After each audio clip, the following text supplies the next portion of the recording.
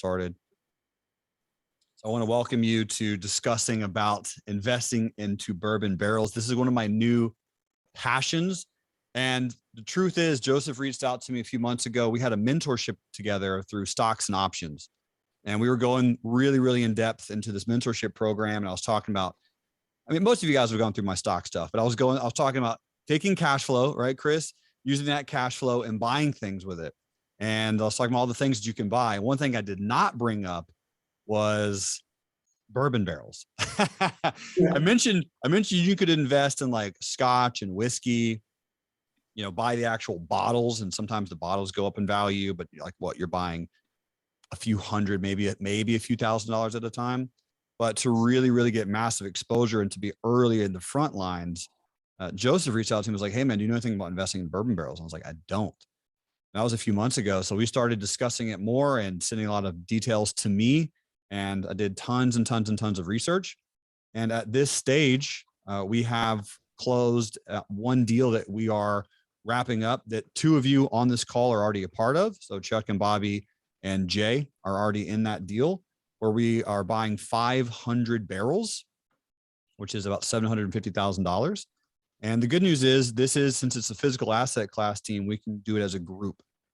And we're going to go through some of the exact specifics as we go through this presentation, but I'm going to hand it over to my boy, Joseph.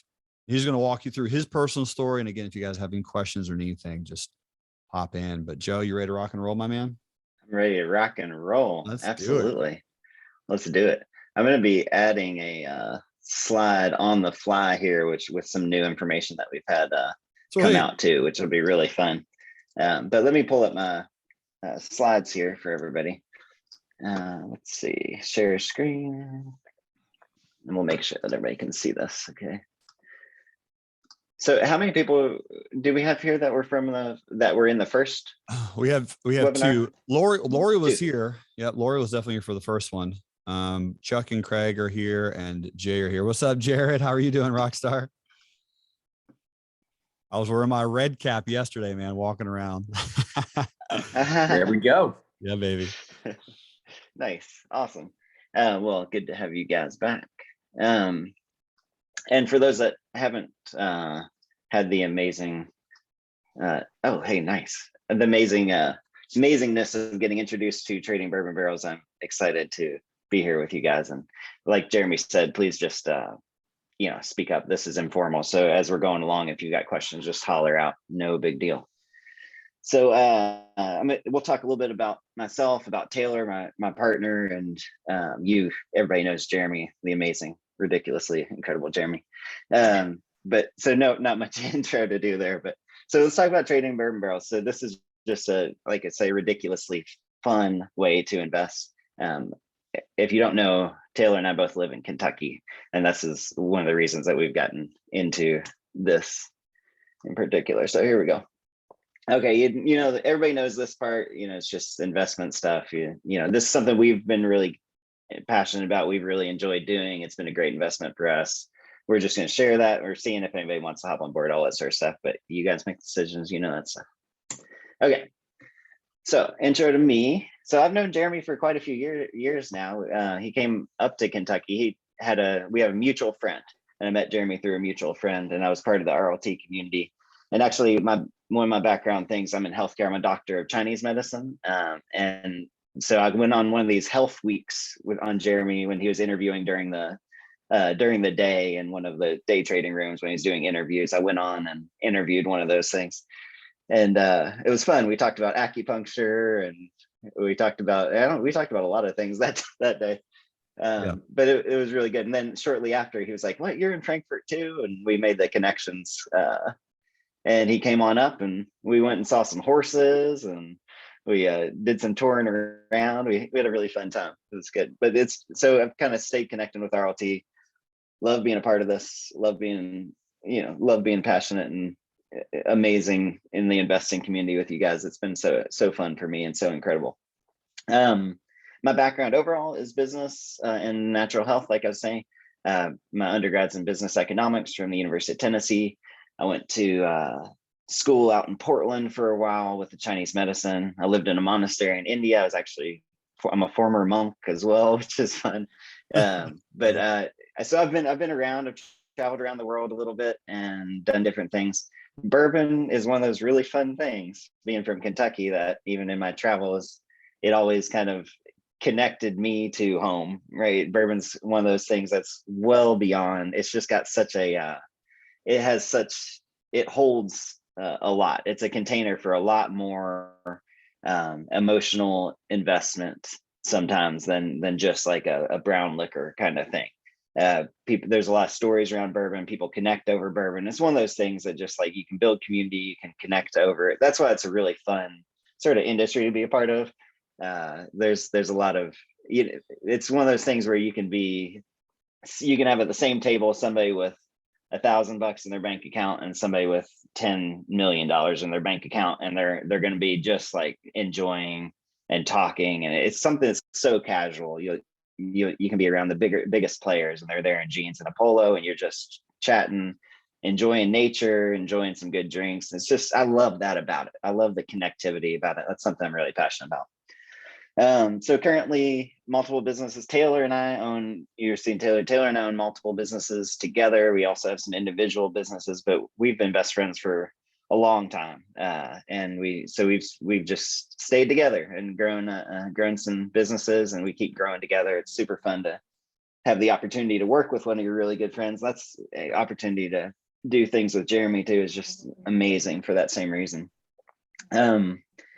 So I just have always had this sort of internal drive to build community, to do things that improve the community. That's what our businesses are focused on.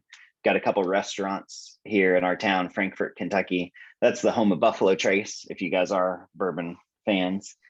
And we're just, one of the big things we wanted to do for our community was there was no bourbon tourism being pulled into our downtown. We have this beautiful historic downtown right on the river. There was no bourbon tourism being pulled in. And Buffalo Trace had 150,000 visitors a year at the time, which now it's estimating, what's it estimating, Taylor? Like 2 million in the next year or something like that? Yeah, close to that. I think it's approaching 1 million, but it's almost doubled every single year for the past 5. Yeah, it is blowing up. It's incredible. But we weren't pulling anybody into downtown. So we were like, we need a business that tries to get people into downtown, tries to get people staying in Frankfort and doing that. So we started a bourbon tourism restaurant and bar with an amazing bourbon selection. And it was right on the river. It's got this beautiful deck. It's called Bourbon on Main. If you're ever in town, hopefully some of you guys, as we do investments, we're going to pull people in as well to come up to Frankfort and have some fun. Did somebody say something? Oh, no, sorry. So we built this business, Bourbon on Main, and it started, that's about 7 years ago now.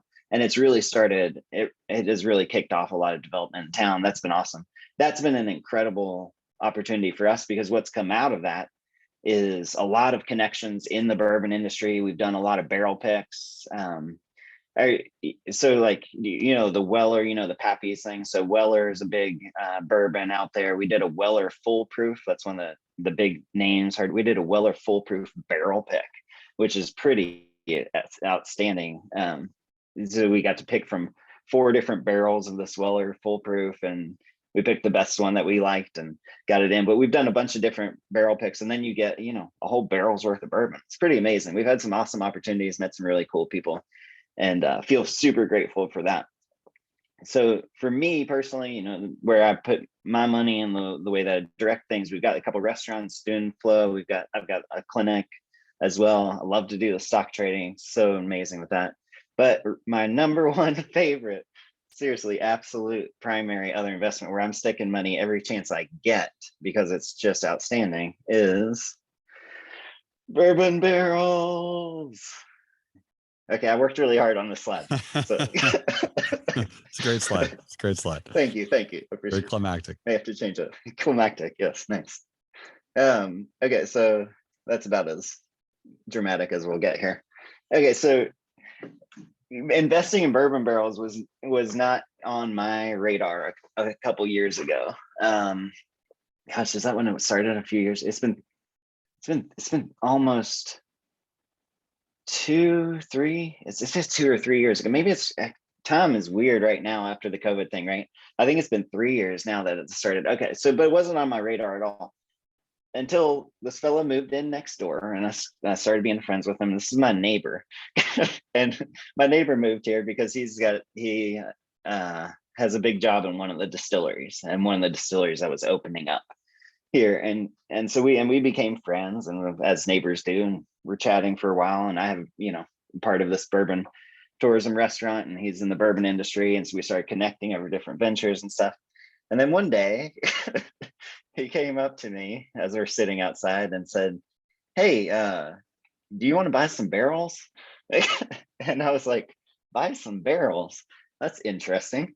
He was like, "Yeah." So they do runs, and we're going to talk about this, but they do contract runs where people come and they make bourbon. So even as this distillery is making their own bourbon, they're also making bourbon for other people that can contract and make contract them to produce the juice for them, basically.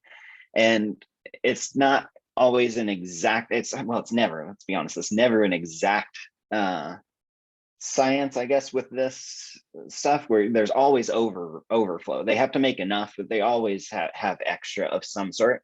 And he'd just done a run and had 100 extra barrels, and was like, "Yeah, this run, we got to sell off these extra barrels, for cash flow," because their client buys what they originally wanted, 1,000 barrels, 2,000 barrels, 10,000 barrels, however much they originally contracted, and they had overflow. And this opened this massive rabbit hole for me, because I just had a million questions. And we're going to talk about that rabbit hole a little bit. And how you could buy barrels as just a person without being certain licensed, and us also owning a bourbon retail place, because there's always separations in the model as far as what you can do if you're distilling, or if you're rectifying, if you're selling. It's got to be separate. So I'm like, how can we even buy barrels? Like, I don't have licensing, I don't have like the whole sort of thing for it. Okay, so I was just going to talk about how you can do that a little bit. So what I was saying, the contract distilling, most labels that you see out there do not actually distill themselves. Right now it's a bourbon boom happening, and it's been a boom happening for the last 7 years especially, but 10 years or so, and it's projected to go for quite a while, into 2040 at least, before it starts leveling out.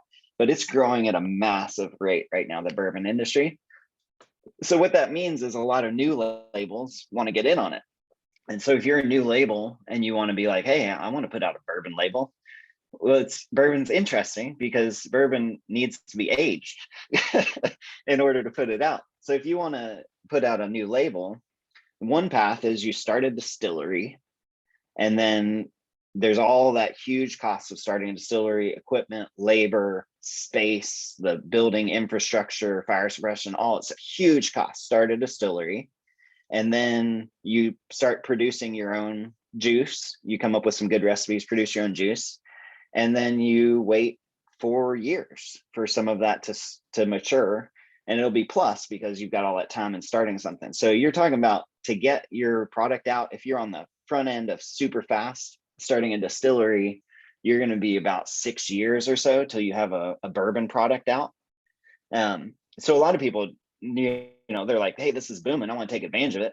What they want to do is get it out fast. So if they want to get it out fast, they're going to come in and say, "Okay, let me buy some juice." Who's got some juice?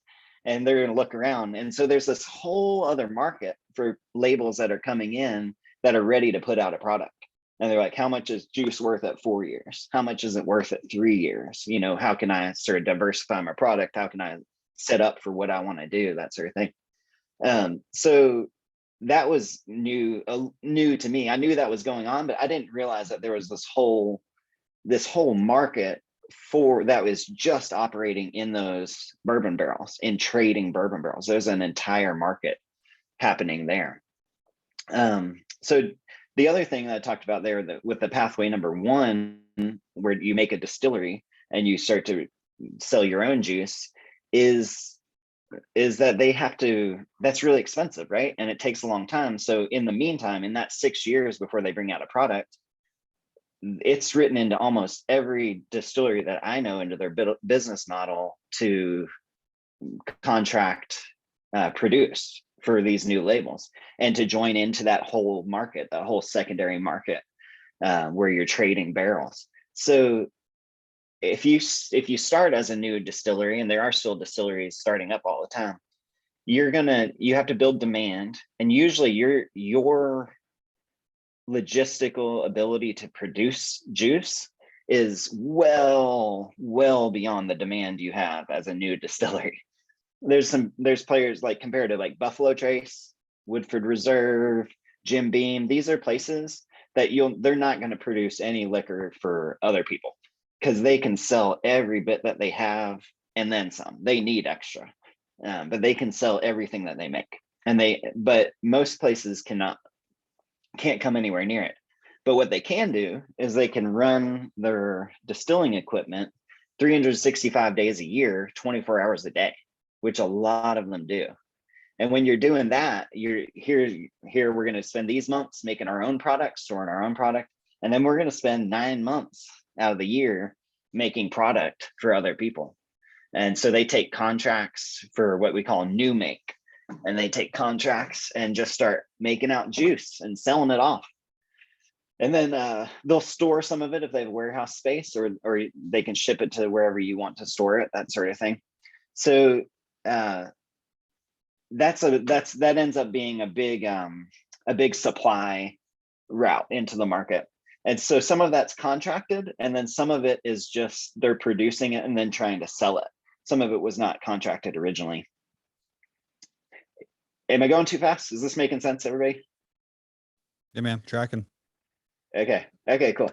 So some of those contract runs, another source that's feeding the supply in the market, some of those contract runs, like I said at the beginning, will also create excess. So that excess will then be sold off. It's plugged into the market.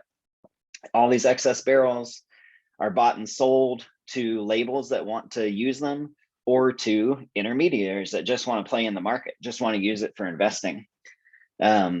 So my big question, which I was saying earlier, was, what about the licensing? Because that was kind of the big holdup for me. I was wondering how the licensing thing would work. This is the super cool thing about investing in bourbon, is that you can get into it and basically what I call like the options of bourbon, like the piece of paper that says you can control these barrels of bourbon. So you do need special licensing if you buy that bourbon and you physically take it. If you physically take it and take control of it, you do need special licensing, and it's a little bit of a thing to do that. But what you don't need any special licensing to do is to buy what are called warehouse receipts. And these warehouse receipts control bourbon, like you specifically, whatever it is. So that's how it works normally in the system. You would buy a warehouse receipt for 1,000 barrels of bourbon. And then if you were going to make a new label, you'd buy a warehouse receipt for 1,000 barrels of bourbon. Whenever you're ready to do it, then you take physical control of that, or you say, hey, let's bottle this, let's do that. And then your license comes into play. But there's a whole way to just work with the market where you're just in that zone of the warehouse receipts. You can just buy and sell warehouse receipts, just like you can buy and sell options and never take control of the stock. You can just say, hey, I'm going to control 1,000 barrels of bourbon because I think it's going to be worth a lot more after it ages 4 years. And then at 4 years, you're probably going to be right. And you can sell that warehouse receipt off. And there you never took any physical control of the bourbon, but you just make the profits off of it. Does that make sense? That was mind-blowing to me. It is mind-blowing. Yes, it is. Okay, cool. So this is what the separation team that a lot of people are unaware of, is because, when most people are like, oh, bourbon barrels, like, yeah, you need to take physical possession. We can, but we don't need to. And we're going to get into the actual numbers in just a second, but this is, and what allows us to really, really have, a lot of flexibility, because just for those who are educate on options. And if you're not a big deal, but essentially it gives you that ability to have really, really amazing flexibility in this environment. Yeah, big time. So let's look at, let's look at some of the investments that we've done, so you can get an idea of what sort of things, what sort of plays are available. This is how we started getting our toes into the water here. And you can get an idea of the sort of returns that are available too. Okay, so this is the first one that I ever did. This one was 50 barrels of this special rye. This was the one that I was talking about. That was the first excess run. They had excess on a couple runs. We're going to talk about those at the first thing. So they had 50 excess barrels of this rye that they had done. And this was a more unique rye. It's a very interesting one. It was a contract distilling operation with the excess run, and that contract was from a very interesting distiller doing some cool things. They were very excited about this, right? So that's cool. Sometimes you can get unique products that will actually sell for, if you find the right buyer, can sell for even more than the market price on things. If you can get some unique, that's another interesting way to play sometimes. But regardless, dipping our toes in. So about 50 of the special rye. This was $1,000 a barrel at the time of new make. And that $1,000 included 4 years of storage and maturation, which is pretty great. So now, yeah, nice, Jeremy. Now this is almost 3 years old at this point, and it's worth about $2,400 a barrel at this time. So over that period of time, you're talking about 140% return at 3 years. So at 3 years, we can let it go. If we wait till 4, it's going to be more in the $3,000 a barrel price, and that's probably where we'll let it go, around 4. Taylor and I have a special second place in this market where we have this bourbon tourism restaurant. So we have the ability to actually take some of these things, so we can have some of it bottled so we might bottle 3 or 5 barrels is kind of in the plan, if it's really good. And then we have some signature things that we can sell at our bourbon bar as well. So people love that stuff too. And when you get into there, that's just saying other opportunities here.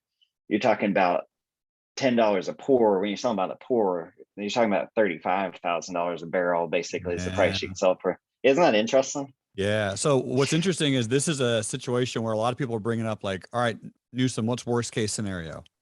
I'm going to give you 2 worst case scenarios, because as an investor, that's really all I care about, because we all know we can make money. That making money is easy. Losing it. Okay. So here's what's amazing. Here's what's really intriguing. One of the worst case scenarios is, what if you don't have a buyer? All right. What if no one's buying what you're selling? All right. Well, we have 2 scenarios. Number 1 scenario, we hold it longer and it matures more. Chris Stanley, what happens when bourbon matures more? If it goes up in value, right? Because it's more aged. So worst case scenario is you make more money if you wait longer. Now you would have to increase like storage rates and maturation rate. Like you'd have to pay a little bit more to continue to hold it, but that's okay. And we'll talk about that a little bit later. But then the second worst case scenario is if you still can't find a buyer, you can slowly chip away at individual barrels. And a lot of you guys have companies, right? Chad King has a company. Thomas Ebley has a company. I could sell a barrel that's individually wrapped, gifted, labeled for Chad's company or Thomas's company and go, hey, you guys can do whatever you want with this barrel. I'll sell it to you for $10,000 a barrel.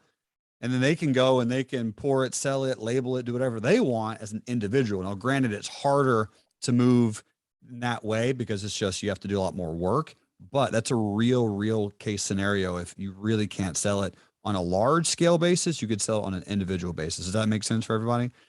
So those are ways to get around some of the worst case scenarios, which are very rare, but still can happen. Hey, can I ask a couple questions real quick? Hit me. Yeah.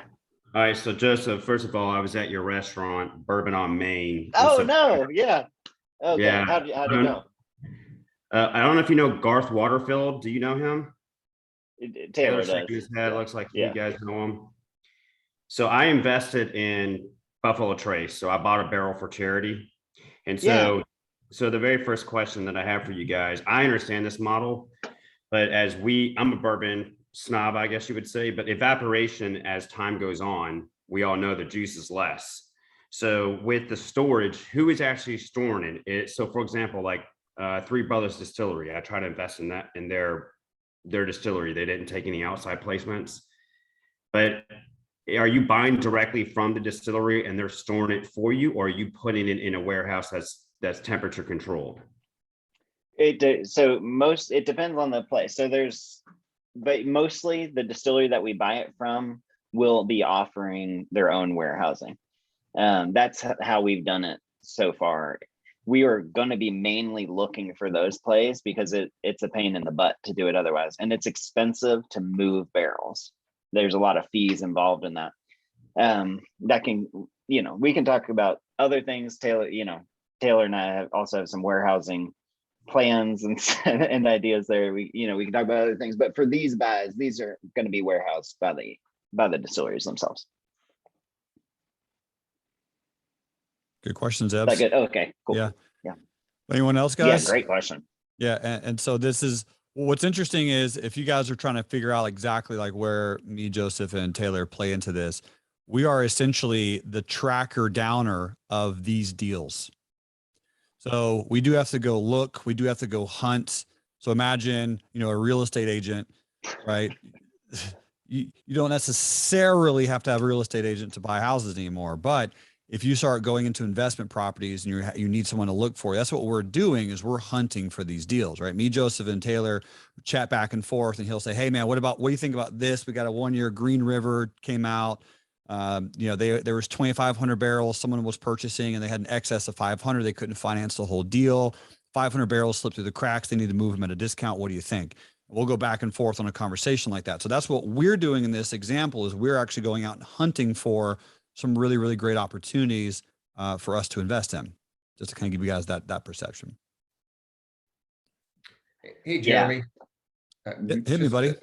Hey, so wasn't in along the Bourbon Trail not too long ago, and just of course visiting, Sure, and trying a few, and heard some really catastrophic stories of large warehouses burning to the ground.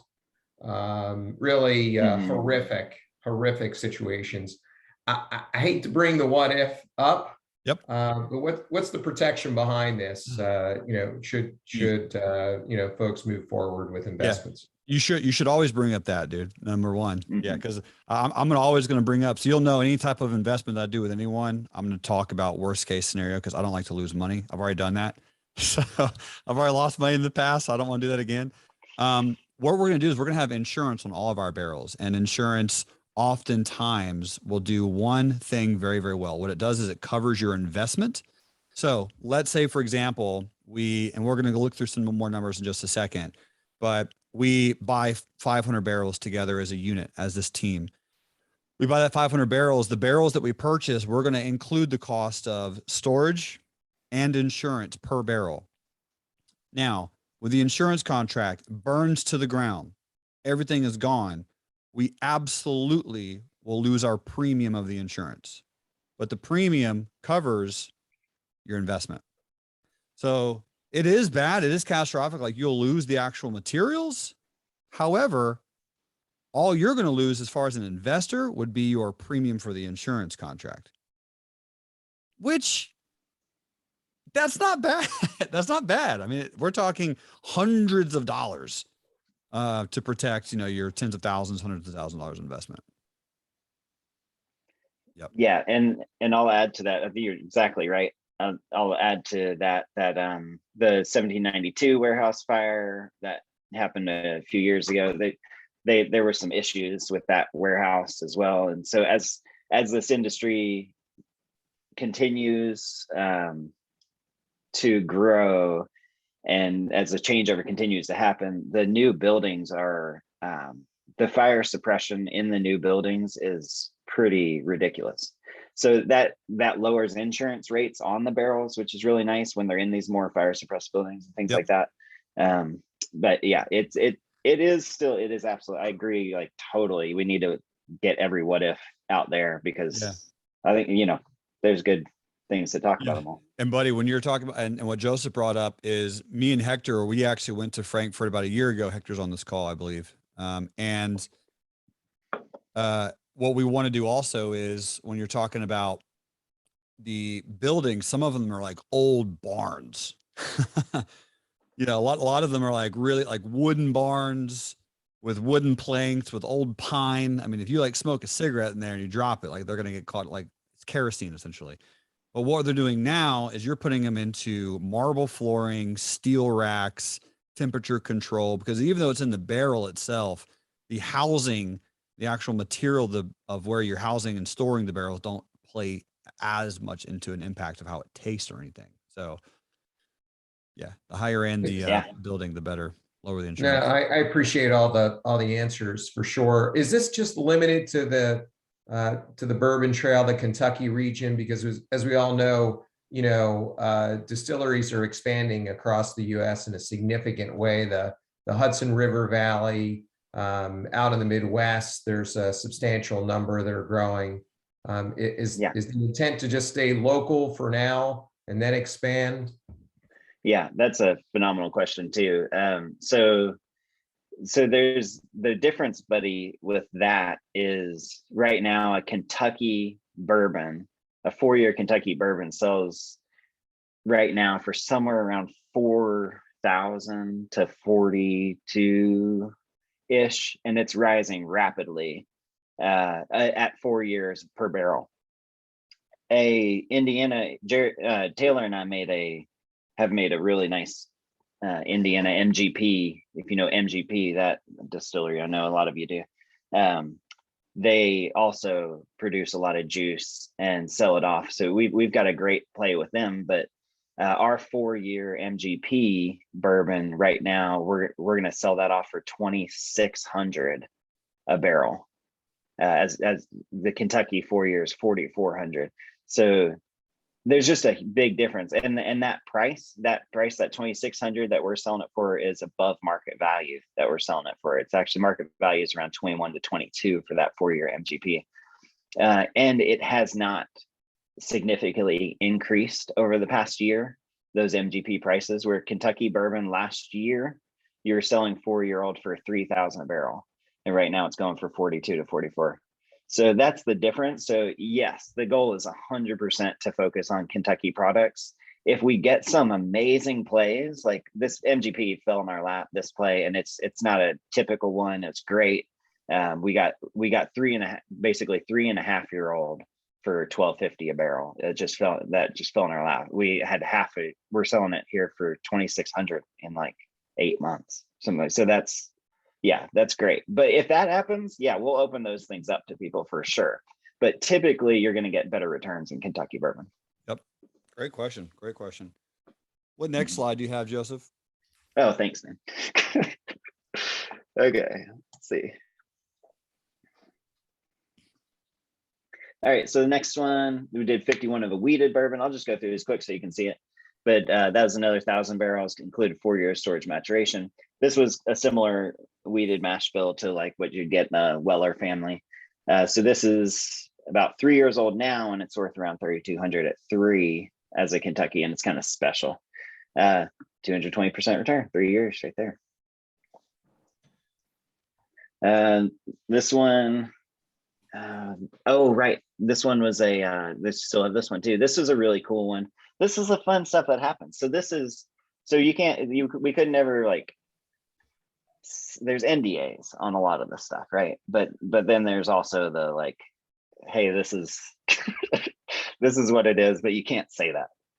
But this one was Jim Rutledge. Jim Rutledge, he's a former master distiller for Four Roses. He's been involved in Wild Turkey, but really cool dude. He's putting out some of his own stuff right now. Cream of Kentucky is one that he's doing. Sort of high-end bourbons. He's pairing up with different people. He's a great distiller, does very interesting things. Been doing it all his life. He had an excess run, and so we got to get some of that, and it's very cool. So we got 53 of this. It's made to be a higher aged bourbon. But he used his own yeast. He brought in his own yeast. He used this really special mash bill. That's just fun, you know, when these things kind of come up and you're like, sure, I'll take 53 barrels of that. And you can have the ability to kind of move on that sort of stuff. So this is what why we're interested in broadening the network a little bit. And I say a little bit because you can see how many people are in this room, and we've got like stuff in the different trades. It's just, we're broadening it a little bit because you can start to take advantage of really cool offerings when they come up. So this is now about 2.5 years old, and 2,600 market, but it's if you find the right buyer for this, with that story, it can go for quite a bit more. This is that one I was just talking about, the MGP we bought for $12.50 a barrel, and we're paying storage on that. So there's extra storage. Our storage and maturation at MGP is super low, talking about $2.55 per barrel per month, and that covers insurance and maturation. Normally with the Kentucky bourbons, you're talking more about $5 a month per barrel, but this is super low there. And so this was another buy that just came up, and they were like, okay, we got this. So MGP clears their inventory periodically, and so they turn to some of their big buyers or some of their big brokers and just say, hey, we got 400 barrels of this past bourbon that we want to get off the books for this quarter. And then somebody that can just turn around and say, okay, sure, here's $1 million. Great, that's easy, just go. And so they can take on something. And then what happens a lot of times is that broker will just flip it immediately. That's what happened to us. We got a call like the next day, and we're like, there's 400 barrels left of this purchase this guy made. You want to grab them? We're like, yes, please, for $12.50. So not sure what he bought them at, but probably like, it probably wasn't much less, like $11.50 or $1100 or something, just turning it around for a point or two. So really quick flip. Now it's 4 years old. Again, that was over 3 years old at the time. Now it's been about 8-9 months and worth $2,200 a barrel. Oh yeah, I put that update because I wanted to tell you guys the update. This was from the past slide, $2,200 a barrel. But we got a call. This is what's happening. This is how the market is right now. We got a call on this bourbon saying they have a label that really needs it. This is a good MGP blending bourbon. They have a label that really needs it, that they're short and they're freaking out. And so they're offering $2,600 for it, and they'll cover the brokerage fees. So we're not going to pay any brokerage fees on it and getting $2,600, which is $400 a barrel over market value. Pretty significant. So that's the state of the market right now, which is interesting too. That's my update. Yeah. Do you have Do you any have a questions? question? Yeah. Yeah, could I fire a couple Go for it. questions? Okay, so all of these examples that you're showing, are they all the warehouse option contract examples, or is that just another exit credit? They're all that same. When you do that, are you leasing the space for where they're stored, or is it a sublease, or is it just how does that, who owns the real estate? The distillery. The distiller owns the real estate. It's the distillery. Yeah, all these are being housed by the distillery in their own warehouses. Yeah. And Chad, me and you do need to talk about the warehousing space, or we need to get on following Taylor and Joseph and Hector, because there's huge opportunities for investments in that also. Yeah. This guy. Yeah. Hector, right? I mean, I went in on that. Yeah. yes, the actual storage facilities themselves, investing in those are also pretty silly. And the goal eventually is to vertically integrate. So we have not only the barrels in the storage, but also the storage. Chris, you know anything about storage? I'm trying to buy the real estate, Newsom. You know that. I know. Heck yeah. I know. Heck yeah. Is this so as far as like the investment, is it a syndication structure like a 506B? How is the investment structured on like a private placement memorandum? And then how are returns paid out? Is it upon exit? Can you explain that a little bit? Yeah. Do you want to talk about that, Taylor? Yeah, so the investment is an investment into the LLC as an owner of the LLC, and then a disposition, it would be paid out as an equity distribution from the LLC itself. Are you creating separate LLCs for each one of these warehouse options? Yep. Yeah, each purchase will have its own LLC dedicated to that purchase, to that buy and sell. And then is there like asset management fees or acquisitions fees for you guys for putting everything together, and disposition fees when we sell, or how do the fees work with you guys in that LLC? Yeah. So go ahead. Okay, yeah, we'll work through that. We do have all those slides to show. But the gist is, yeah, we're retaining 10% of these LLCs. We're just selling off 90% of each LLC. That's the gist of it. And then there are always going to be fees at the end for brokerage, that sort of stuff, brokerage, and disposition fee is usually 10% at the end. That'll be at the very end of it all. Okay, and that's But when we'll go through it with slides too. Oh, okay. I didn't know that. I thought we were. I thought we were done with the finance sides. So that's when returns are paid out. There's no cash flow or anything like that. It's really just a straight equity hold. Correct. Okay. Yeah, there's not. I don't know a cash flow way to play this off the top of my head. If you guys started bottling them up during course Yeah. of you could do distributions. Yeah. Okay. Be a little tricky. Yeah, more of an equity play. Someone was asking our time frame for these. If you want to go to the next slide, Joseph, but the time frame is, if we sell them in under a year, we are not afraid of doing that at all, but we want to try to hold for more than a year so that we avoid short-term capital gains. Yeah, that's right. So this one, just real quick. So this was where I was going to update. So there's been some with that barrel. So we're talking about a barrel we're raising right now for barrel trade 2 is what we call it. So we've had barrel trade 1, we just launched, and some of you are in barrel trade 1, correct? So what's happened is the state of the market right now is there is an immense amount of demand and very little supply. So things go fast, deals go fast, that sort of stuff. This one that we had, that once we lined up the money for, so that was a 500 barrel buy, 750K, 500 barrel buy. That's what we were planning to do with barrel trade 1. That from Green River, which we talked about. By the time we lined up the money for that, and we went ahead with a BSA, which is called a barrel BSA. Oh, what does that stand for too? Barrel service agreement, barrel. Yeah, barrel service agreement. Barrel sale agreement. Yeah, that's what it is. Yeah. By the time we got to sign the BSA, they weren't sending it. It turns out they had oversold their stock. So what happened though is we've gotten a couple better offers, including one exact same offer from a better distillery, a more established distillery that actually has better warehousing, will have lower insurance fees. So we've got 2 things. Barrel trade 1, this is what I was going to update the investment, is that investment looks like, so what we're being offered is a 1.5-year-old bourbon for $15.50, which is below market price right now, is around $1,800 for that 1.5-year-old. We're being offered 473 barrels, I think, for $15.50. That's from the, I don't know if anyone's heard of Wilderness Trail, but that's another distillery that's opened up recently. They're kind of call themselves the scientists of bourbon. They've got a lot of good scientists on stuff. Everybody does, but they're really taking a scientific approach to like taste profiles and flavor profiles. Anyway, they put out great juice. People love it. It's in high demand, and they also have really modern facilities.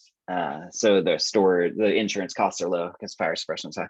So yeah, 1.5-year-old, $15.50 a barrel on that play, which is really, I think that's a really nice one. So what that opens up is actually another play with this broker for 500 barrels at $13.50 a piece, and that's what we're going to talk about here. Okay, well, yeah, we're going to talk about that, but real quick, just you can see this slide. So the nice things about barrel investments, the market's just growing it's just growing like a weed right now. It's amazing.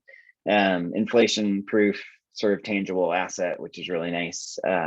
Flexibility, creativity in what you do requires very little effort. Your money can just kind of like sit there and work, and can be massive returns, which is really nice. And then it also, one of the really nice things about this market and this industry is that it can handle a lot of money. It can handle big investments on like a Tuesday. $10 million buys are just are very commonplace. And so there's a lot of venture cap coming into this space, but at the same time, there are a whole lot of barriers to entry as far as being in it. It's a very protected market. That's one of the things that where I wouldn't have any access to this market if we hadn't made all these sort of connections that we've made in the industry. It's just people at these distilleries opening things up to us and then meeting people, connecting. But overall, this is why also that, we talked with Jeremy at first and we talked through it. And this is why we can't really put out a YouTube video, put this out there with a real big sort of promotion, like, hey, everybody come in, join real life bourbon trading or whatever, or something like that. Like, when that's the way that you can really easily get blacklisted in this industry. So there's a couple, you'll see if you do some research online too, you'll see a couple sites out there. One of them's called Cask X for investing in bourbon. Another one, I can't remember the other names, but you can find, there's a couple players that are out there. Cask X is blacklisted currently. Like the word that I've got is that they can't buy juice anywhere right now. And it's because they've started this whole model and it's just real big. So, and there's a lot of people in this space that are making good money and they don't have to open it up to a lot of new players because everything's running. So we want to keep a low-ish profile, not step on any toes, but at the same time, it's easy to push a lot of investment into this space. That's fine. It's just when you start advertising a lot, that's where distilleries and where people in this intermediary market don't want it being super, promoted, talked about all over. They like that not many people know about it right now because it's a little bit under the radar, which is cool. Massive demand and the constrained supply growth. So Buffalo Trace is the perfect example of that. We're Buffalo Trace's kind of right arm, like as far as in town. We're the place that visitors go to try their products, that they do a couple tastings in the room, but they try our products. And we're having trouble getting a Buffalo Trace flagship product because it's just the supply is ridiculously low compared to their demand. They're just blown up. And to make more of it, the only way to do it is it was a 4-year product, and now they're taking the age statement off of it and they're blending a little bit different. But they're still waiting at least 3 years. So the ability to come meet this demand is always a little bit lagging in the market. So it kind of sets up where there's a continued increase in demand over supply. And if it starts to level out, you get headwind of that ahead of time. Does that make sense? And it's fun. It's just fun. It's sexy. It's cool. It's a neat thing to talk about with people if anybody's into that. I love that. I think it's just really neat. People are always very interested in it. Okay. Questions? Anything? Chad? Good to go. No. Okay, but so what we're doing? So this Barrel Trade LLC is talking about where Jeremy Taylor and I are putting these trades together and opening up 90% of an LLC to investment. And then this opportunity will be the 500 barrel buys, but by leveraging the power of a team, this gives us the opportunity to look at opportunities as they come our way, and we can open them up to a group of people that are into this. So this one, 500 barrel buy, about 750K. So that's 500 barrels at $13.50 a piece, which will be $675, and then plus about $75K in storage, maturation, and insurance costs. That we'll talk about exactly where that goes. That will go into an escrow though, and it'll just at the end, if we end up selling it after a year and we don't use that cost, it just gets distributed back. It's all the same. But it is a buffer to get us to a full 4-year storage is what the plan is, so that we have enough for that. there's also, you know, with this is the buy, and I think this one will just straight go through. But if a new opportunity comes in, like with that barrel trade one, that opportunity, like I was talking about, that 1.5-year-old at 1550 is kind of, it can be kind of a better opportunity. So that one's sort of shifting to that one, but they're about the same. But if something better comes up, like if we can get in new make at a good price, which we're always pounding the doors to get into new make, because that is where you'll get your best margins going. We can look at that. If other opportunities that pop up, just like I'm saying, it happens. You never know. It's just one day you get a call. But if this sounds what you're looking for, I think we're all here. Sorry, these slides may not work. So everybody's accredited here. It will let that money work for a while. It is equity investment. Got to be flexible enough if there's storage and insurance fees. If there's an increase or something like that, we're all in it together in the LLC. We'll just have to pump a little bit more in if for some reason it needs to have more to do storage and we're holding it. But this should cover what we're talking about. Are you interested in being a part of the team? Makes investments opportunities rise. You have the liquidity. Yeah. Logistics. Okay, so 675K for the barrel, 75 for storage maturation, 75 is held in escrow for barrel trade, 30 shares available, and those will be 25K share. That's for 3% interest in the LLC per share. So we're doing opening up 90% of the LLC. Does that go good? Yep. Yeah. So this is the Oh, yeah, it's okay if we go back really quick. yep. To give you guys an Gotcha. idea of what we're talking about. Go So back. just to clear it up, this is 500 barrels, 75.50 or 750 even. So this is 30 shares available at 25,000 per share.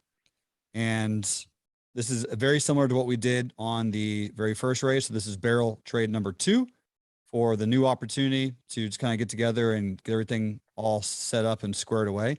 75,000 is held for, again, insurance. And that's what we talked about earlier, Stafford. Sorry, Buddy. That was Buddy's question about having the insurance. So this is going to be insured, and that's where we're at. So it's really easy entry. If you haven't done anything like this before, this is very low. Most opportunities like this are generally $100,000, but we wanted to decrease it some so that people could be a little bit more flexible. Keeping in mind, if you do have an IRA, this is open for IRA investing. So you can do what's called a custodial account through a self-directed IRA, and you can invest in real estate through your IRA. You can invest in new businesses. You can invest in all kinds of things, but you can use an IRA money, retirement money, to invest in this. There's a company called IRA Innovations. I'm sure all of you have heard of it, but just in case you haven't, they're here in Nashville, Tennessee, and that's who I use. And so you can have them set up the account. So you don't have to have this just sitting in cash into a checking account. You can even do this through an IRA. I want to make sure that that's aware, because it's a really, really flexible way to invest. And that's how we got the first barrel trade 1 funded within hours. Was most of the individuals use their IRA money to just get it funded. And we had 750 come through the door very, very quickly. So this is going to be the exact same. Yep. So expected returns, cost of doing business. So the typical way these things are set up when people do get in, and the venture cap places set them up, is doing the 12% annual cap sort of thing. That's not what we're doing. We're doing this more as like a team buy kind of thing. So 12% is great, 12% a year, that sort of thing, that cap, which is awesome. But there's a lot of fun in this one to open it up to having the sort of gains that, you know, when something doubles, it's cool, you know, and when something triples, it's cool. So we want to open it up so we're all working together. So instead, the bulk of returns will be staying with investors. Do you need something there, Jeremy? Sorry, I'm going too fast. No, you're doing perfect. So just to clear that up, what most individual teams like this will do, because there are other investors out there that are doing this. We're not the only company. We're not the only ones. Obviously, this is a huge, huge, huge industry. But essentially, what we're looking at is what most do is they get the money together and they go out and they hunt all the deals, and they give investors a 12% return annually, but they cap it at that, right? So if you hold it for 3 years, that's a 36% return, which we all know is still good. It's not bad, but we're after a little bit more than that. I mean, you guys saw some of the previous returns. I mean, these are opportunistic of upwards into the 3 digits. Like, that's very, very possible. And especially for an equity play, I think that's extremely exciting. So that's what we're working on, is a team buy. So rather than limiting you guys on how much you're going to make, we are doing this as an entire collective unit so that we don't limit it. And that's really the unique blend on what makes us potentially a little bit different than most of the businesses out there. Cause I like, when I win, I want everyone to win. And that's one of these examples. Yeah, same. Love it. For the Barrel Yep. 2 LLC, have the 500 already been identified, or is this being raised so you guys can go out and source the 500 barrels, or what does that look like? We've got them. We can move on this one right away. Okay, so it's already identified. Yeah, this will be Wilderness Trail too, but don't say that out loud. Okay. Yeah. But, Stafford says, I have some friends that might be interested in as well. Is it open to other investors? Yes. So again, this is going to be divided up into 30 shares, Stafford, right? So this is 30 shares only. Most of you on this call could take down all 30 yourself. So what I would like to do is you guys can message me privately on how much you want to fund it. And we're going to create other LLCs. So this is barrel number 2. Like I said, the very first one filled up within hours.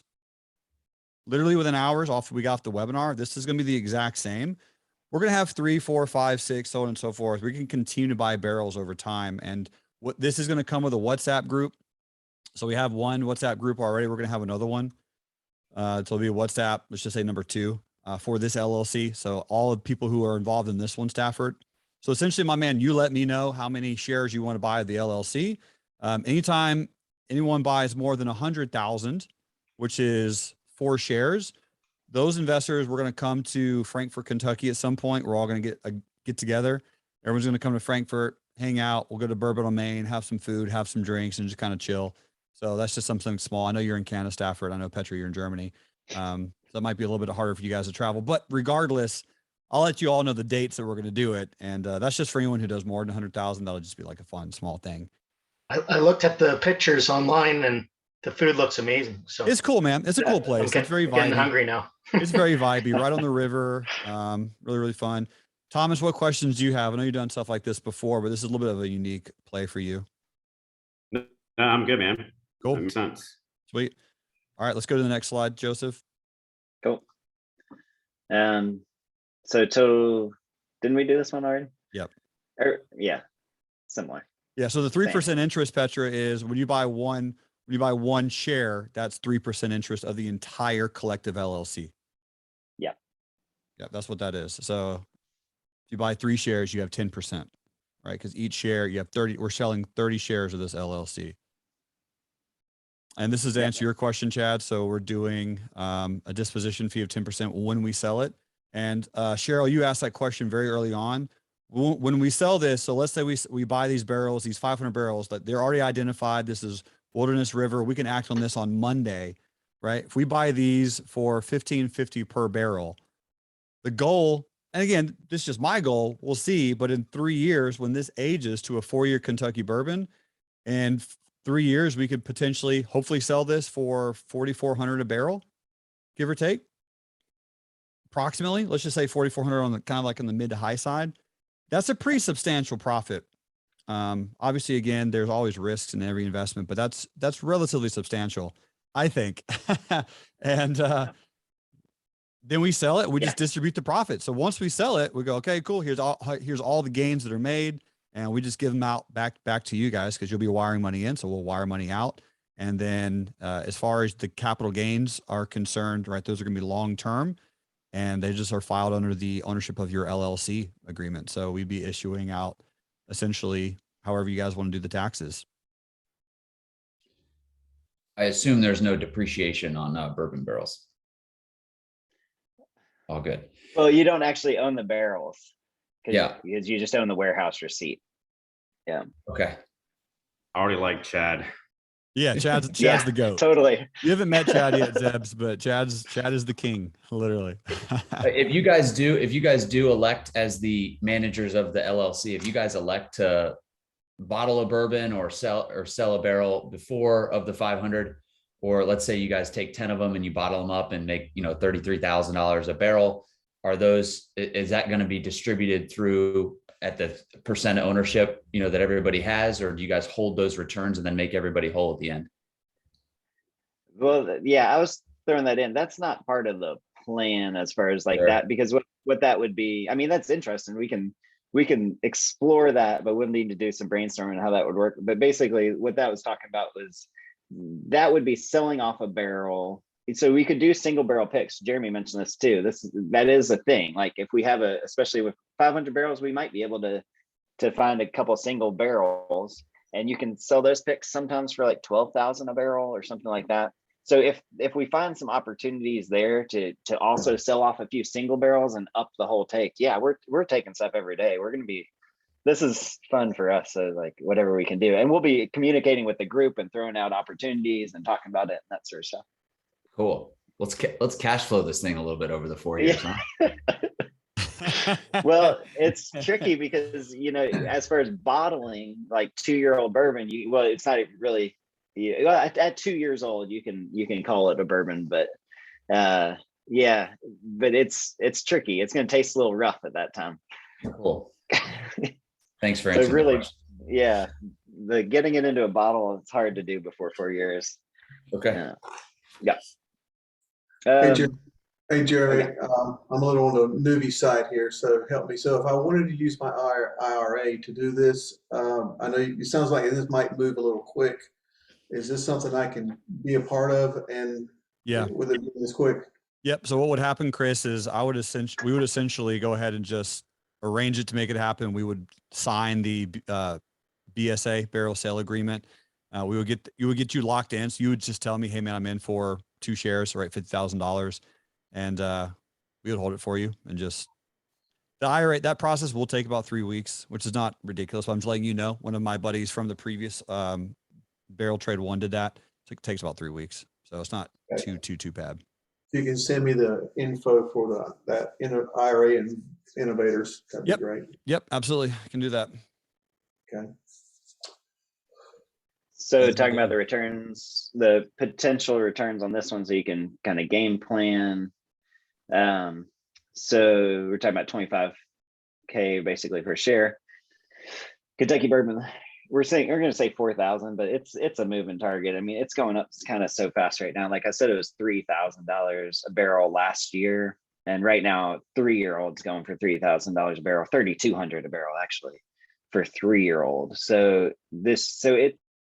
it's up there. There's not really any 4-year-old to buy on the market right now, but if it was out there, it'd be at least 4,000. So if we just say that price stays flat, I'm not expecting it to personally, but if we say that price does stay flat, and we're talking about in 3 years making a $2 million sale from this one, and after fees, we're talking about 54,000 a share. So that 25 going 54, that's not bad. Right, in 3 years, letting some money sit there. It's pretty cool, right? I think it's cool. I think it's exciting. Cool. I like it. Chad doesn't wake up for anything less than 500%. So I'm glad he's Sure. here. I'm glad he's here. Fair. But again, what's great about this team is like it's a very it's a really, really unique industry. As Joseph was saying, it's extremely hard to get into.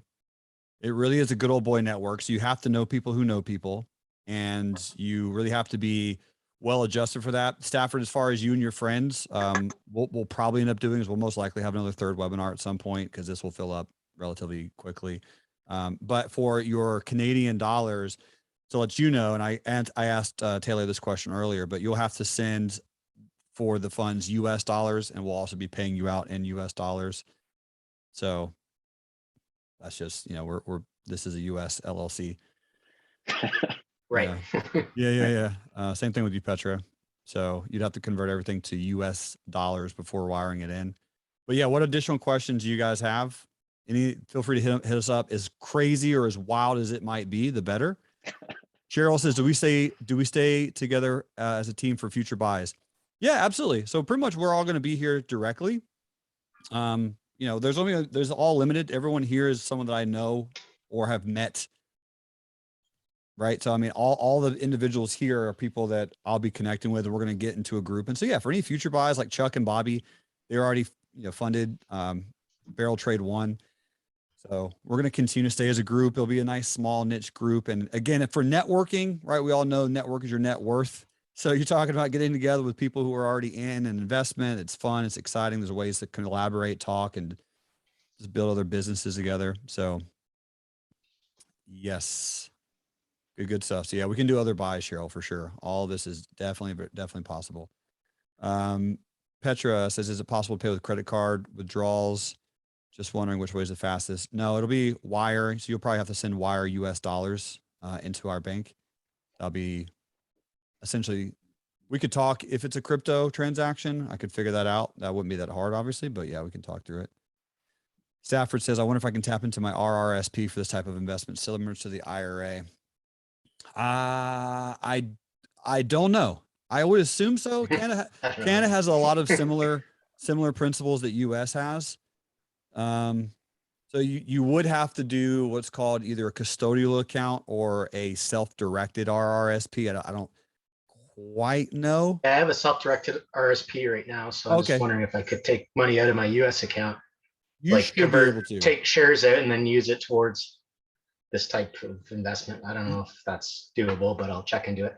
You should be able to. Yeah, should be able to. Petra says you guys are lucky. No such thing in Germany. Yeah, it's brutal. Cheryl, so what are the next steps? So really next steps, team, is you guys just message me directly. Let me know how much you're going to be in for. And we will send you, me, Taylor, Joseph, we will send you the operating agreements, which is, again, essentially just the LLC formation, all the documentation, and we'll send you the wiring instructions. And that's it. It's really easy. Once the money's in, once you guys are letting me know that you're in, I'll put us all in a WhatsApp group so we can just kind of communicate. And again, we can move on this very, very quickly. So act now. That's the next step. We will move on this one pretty quickly. This one, needs to go. But yeah. Yes. Cool. Any other questions? Chris, what you got, buddy? Anything else, my man? Hector, you missed out on the last one because you're chicken. Are you in on this one? I'll try to move a little faster this time. I'm in on one, Jeremy. Was that Chris? I'm in on one. Let's do it, big man. Perfect. Thank you for the invite, by the way. Yeah, my pleasure. You'll like this, Chris, because this, again, guys, worst case scenario, you can just tell people, hey, I'm investing in bourbon like that. That's just fun. Yeah. It's just an exciting thing. So technically we have 29 shares left, guys. All right, Chris Stanley is in for one for sure. Chad, yep. Sounds good. Petra, all right, beautiful. So we are getting it rounded up. Any other questions, team? If you guys have any, let me know. All right, perfect. And again, I'll throw my cell phone number in here. I know all of you have it, but I'll put it in the chat pane just in case you don't have it. This is it. You can text me if you have any questions. I'm happy to help assist with all of you guys. Zebs, what you got, man? You're just good to go. Zebs, good. Pumped. All right, sweet. Let's see who else is here. I know we got some people in the background. They're quiet. Lori, Jared, what questions do you guys have? And it can be anything, team. So don't be afraid to ask. Everyone's new in this in particular space. All right, we're all brand new essentially, except for Joseph and Taylor. But that's the point. I'm good, brother. Sweet. Right on. Oh, Romeo is going to be in, Newsom. Don't you worry. Oh, Newsom, I just text you. I'm in. Oh, cool. Awesome. Beautiful. Yeah, no, Jared's this guy carries the boats. He's a boat carrier.